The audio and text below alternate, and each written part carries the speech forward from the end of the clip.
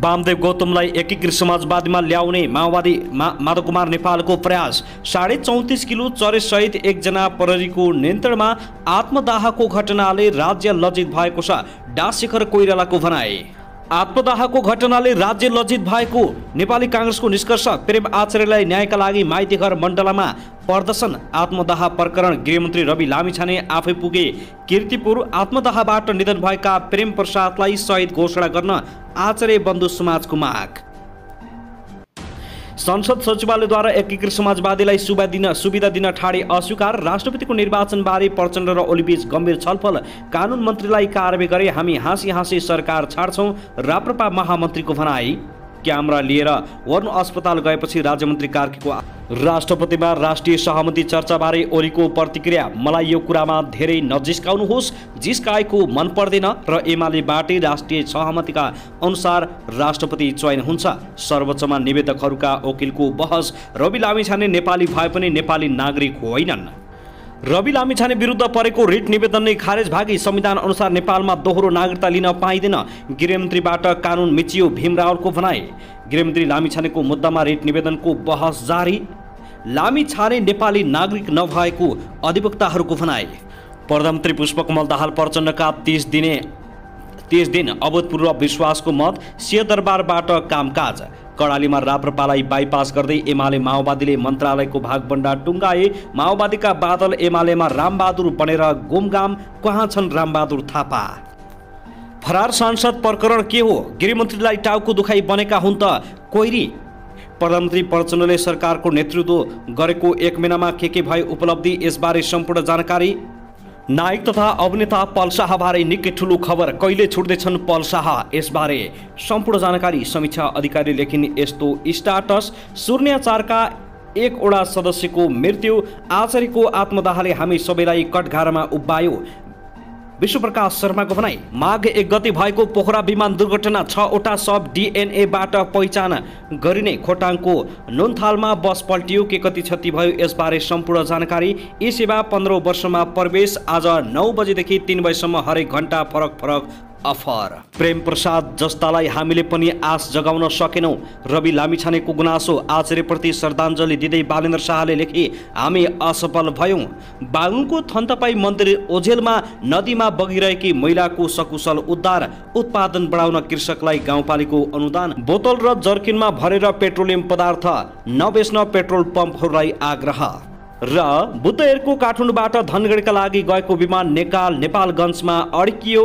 यी प्रदेशमा आज वर्षा र हिमपात। भालुको आक्रमणबाट पाल्पामा 1 जना गम्भीर घाइते। भूकम्पसँगै भिरबाट खसेको ढुङ्गाले लागेर 1 जनाको मृत्यु। अब हेर्नुहोस् पुरा समाचार।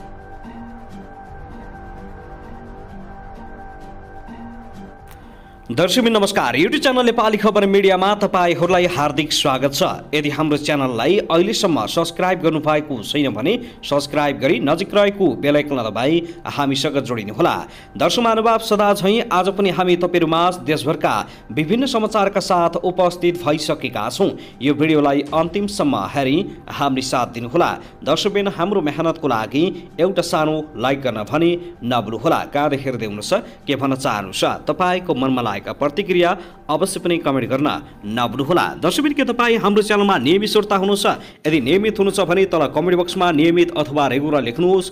नयाँ हुनुहुन्छ भने सब्स्क्राइब गरी जोडिनुहोस्, ताकि नयाँ अपडेटका साथ हामी तपाईहरुमाझ दैनिक रूपमा उपस्थित हुने गर्दछौँ। हाम्रा समाचारहरू तपाईहरूलाई के कस्तो लागिरहेका छन्, सल्लाह सुझाव प्रतिक्रिया कमेन्ट बक्समा छोड्न नभुल्नुहोला।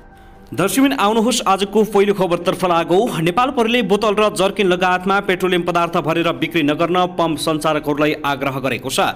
काठमाडौँमा केही पेट्रोल पम्पले बोतल र जर्किन लगायत भाडामा पेट्रोलियम पदार्थ भरेर बिक्री गरेको हुनाले यसलाई रोक लगाइएको प्रहरीले जनाएको छ।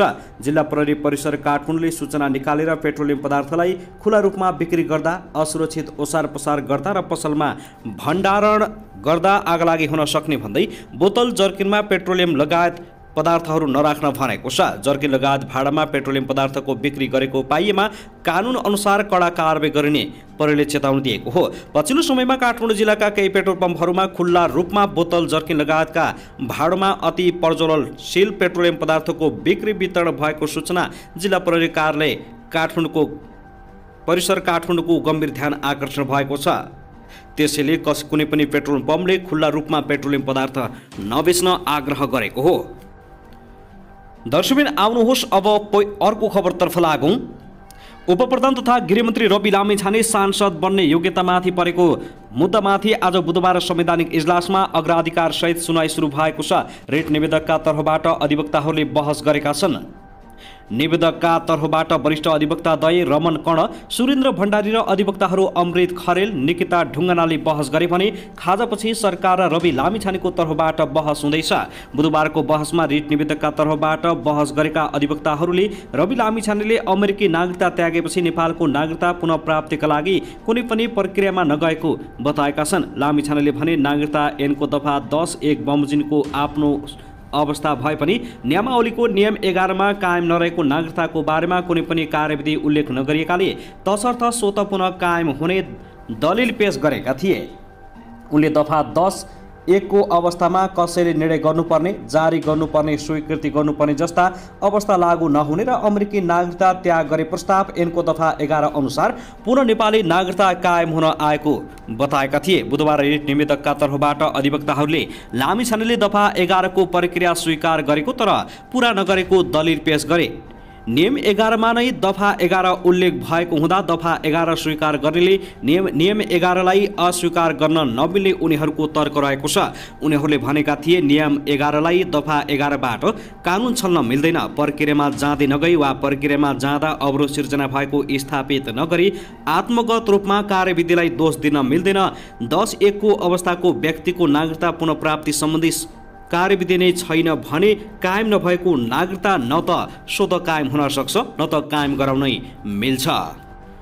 दर्शकबिन त्यसैगरी आउनुहोस् अब अर्को खबरतर्फ लागौँ। नयाँ बानेश्वर स्थित संसद भवन अगाडि मंगलबार आफैलाई जलाएका कारण मृत्यु भएका इलामका प्रेमप्रसाद आचार्यले उठाएका विषयहरूलाई राज्यले सम्बोधन गर्नुपर्ने र उनले न्याय पाउनुपर्ने माग गर्दै माइती घर मण्डलबाट काठमाडौँ अपराइजिङ नाममा प्रदर्शन सुरु भएको छ। नागरिक समाजका अगुवा र युवाहरूले इलाममा प्रेमप्रसाद आचार्यको न्याय र उनी जस्तै लाखौं नेपाली युवाहरूको न्यायका लागि सरकारसँग माग गरेका छन्। उनीहरूले आचार्यको दुःखद निधनप्रति शोक व्यक्त गर्दै श्रद्धाञ्जली व्यक्त गरेका छन् भने उनका 25 बुँदे मागहरू पूरा गर्न सरकारसँग जोरदार माग गरेका छन्। काठमाडौँको माइती घरमा जम्मा भएर नाराबाजी सहित बानेश्वर पुगेका उनीहरूले सरकार गरी खान दे, प्रेमप्रसाद आचार्यको आत्महत्या होइन हत्या हो, अर्को जल्दो शरीर मेरो नहोस्, यो देश हो कि बधशाला लगायत नाराहरू लेखेका प्लेकार्ड कार्ड सहित प्रदर्शनमा उत्रिएका थिए। नागरिक अगुवा एवं लेखक सञ्चित उप्रेतीले आचार्यको आत्मदाहले नेपाली अर्थ सामाजिक व्यवस्थाको मारमा परेको सङ्घर्षशील युवाको जीवनलाई उजागर गरेको बताएका छन्। प्रेम आचार्यको कहानी यदि कारुणिक छ कि उहाँले बारम्बार प्रयास गर्नुभएको छ माथि उठ्नका लागि, तर उहाँलाई हाम्रो अर्थ सामाजिक व्यवस्थाले अझै पेदमा पुर्याइरहेको देखिन्छ। उनले भने यो उहाँको अवस्था हो, तर अवस्था अहिले लाखौं नेपालीले बेहोर्न बाध्य छन्। यस्तो अवस्थाको अन्त्य गर्न हामी सडकमा आउन बाध्य भएका छौँ। प्रदर्शनका क्रममा उनीहरूले सीमान्तकृत दलित, महिला र मजदुरहरूको जीवनस्तर माथि उठ्न नसकिरहेको अवस्थाको चित्रलाई उजागर गरेको बताएका छन्। हिजो यही सडकमा उत्रिएर नाराबाजी गर्ने साथीहरू अहिले संसदमा सरकारमा पुग्नु भएको छ। हामीलाई उहाँप्रति आशा छ, हाम्रो आशालाई निराश नबनाइदिनु होला कृपया। बानेश्वरमा भएको कोडसभामा बोल्ने एक वक्ताले भने तपाईहरूबाट परिवर्तन सम्भव छ भने साताभित्र गर्नुहोला, होइन भने पद छोडेर सडकमै आउनुहोला। उनीहरूले आचार्यले राखेका 25 बुँदे मागहरू पूरा नभएसम्म निरन्तर आन्दोलन गर्ने चेतावनी दिएका छन्। आचार्यले मंगलबार अपराह्न संसद भवन अगाडि आफैले आगो लगाएर आत्मदाहको प्रयास गरेका थिए। आगोले जलेर अस्पताल पुर्याइएका उनको आज बुधबार बिहान मृत्यु भएको हो। दर्शकबिन त्यसैगरी आउनुहोस् अब अर्को खबरतर्फ लागौँ। नेकपा एमालेका अध्यक्ष केपी शर्मा ओलीले राष्ट्रपतिमा राष्ट्रिय सहमतिबारे आफ्नो धारणा राखिसकेको बताएका छन्।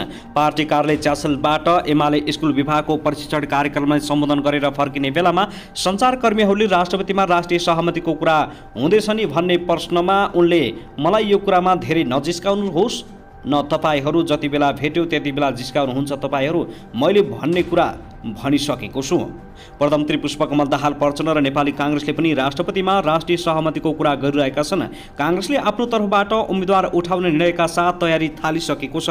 प्रधानमन्त्री प्रचण्डले पनि राष्ट्रिय सहमतिको प्रयास गर्छु भन्दै गर्दा ओलीले एमाले उठाएको उम्मेदवारमा राष्ट्रिय सहमति हुनुपर्ने तर्क राख्दै आएका छन्। सभामुखको निर्वाचनपछि ओलीले भनेका थिए राष्ट्रपतिमा राष्ट्रिय सहमति हुनुपर्छ, एमाले उम्मेदवार उठाउँछ, हाम्रो सहमति त्यही हो, यसमा राष्ट्रिय सहमति हुन्छ, एमालेको उम्मेदवार को हुन्छ भन्ने पछि भनौँला। साथै सत्तारूढ प्रमुख घटक नेकपा एमालेका अध्यक्ष केपी शर्मा ओलीले सरकार ढाल्ने प्रयास भइरहेको बताएका छन्। ललितपुरको च्यासल स्थित पार्टी कार्यालयमा स्कुल विभागले आयोजना गरेको कार्यक्रमलाई सम्बोधन गर्दै ओलीले काङ्ग्रेसप्रति सङ्केत गर्दै सरकारमा नहुनेको ध्यान सरकार ढाल्नेतर्फ गइरहेको बताएका हुन्। अब सरकारको पनि ध्यान कता जाओस् कता नजाओस्, सरकारमा हुनेको ध्यान टिक्नेमा हुन्छ, सरकारमा नहुनेको ध्यान ढाल्नेमा हुन्छ। देशतिर कसले ध्यान दिने, यो खालको अवस्थाबाट चाहिँ हामीहरू अलिकति माथि उठेर साँच्चैको एउटा डेमोक्रेटिक एक्सरसाइज गर्ने र स्वस्थ तरिकाले चल्ने हो भने समाजलाई मद्दत पुर्याउन सकिन्छ। उनले सरकार ढाल्ने र टिकाउने भन्दा माथि उठेर देशको हितका लागि डेमोक्रेटिक एक्सरसाइज गर्न पनि सबै राजनीतिक दलहरूलाई आग्रह गरेका छन्। अध्यक्ष ओलीले मुलुकको राजनीतिलाई ठिक बाटोमा अगाडि बढाउन आफूले कोसिस गरिरहेको दाबी गरेका छन्। दर्शकबिन त्यसैगरी आउनुहोस् अब अर्को खबरतर्फ लागौँ। उपप्रधान एवं गृहमन्त्री रवि लामिछानेले आत्मदाह गरेर घाइते भएका इलामका प्रेमप्रसाद आचार्यको निधनप्रति श्रद्धाञ्जली व्यक्त गरेका छन्। एउटा नागरिकले आत्मदाह गर्नुपर्ने परिस्थितिको वर्णन गर्न अब के नै बाँकी रह्यो र? यस्तै परिस्थितिका कारण शान्त विद्रोह गरेर हामी हिजो भर्खर राजनीतिमा र आज भर्खर सरकारमा सामेल छौँ। मलाई थाहा छ आत्मदाहको निर्णय हिजोदेखिको निराशा र पीडाको परिणाम हो, उनले सामाजिक सञ्जालमा लेखेका छन्। लामिछानेले आफूले पनि थप आशा जगाउन नसकेकोमा आफू पनि दोषी रहेको उल्लेख गरेका छन्। उनले लेखेका छन्, दुःख त मलाई पनि यसमा लागेको छ कि हामी जस्ता नयाँहरूको आगमनले समेत तपाईँमा उत्साह थप्न सकेन, आशा जगाउन सकेन, आत्मदाहको निर्णय फेर्न सकेन। यसमा हामी दोषी छौँ, म दोषी छु। प्रेम आचार्यजी, नयाँ राजनीतिक दल र नेताको रूपमा तपाईँमा आशा जगाउन सकेनौँ, हामीलाई माफ गर्नुहोला। तपाईँको आत्माले चिर शान्ति पाओस्, परिवारलाई यो पीडाले सहने शक्ति मिलोस्। दर्शकबिन त्यसैगरी आउनुहोस् अब अर्को खबरतर्फ लागौँ। काठमाडौँ महानगरपालिकाका मेयर बालेन्द्र शाह बालेलले नागरिकप्रतिको जिम्मेवारी निभाउने विषयमा राज्य असफल भएको बताएका छन्।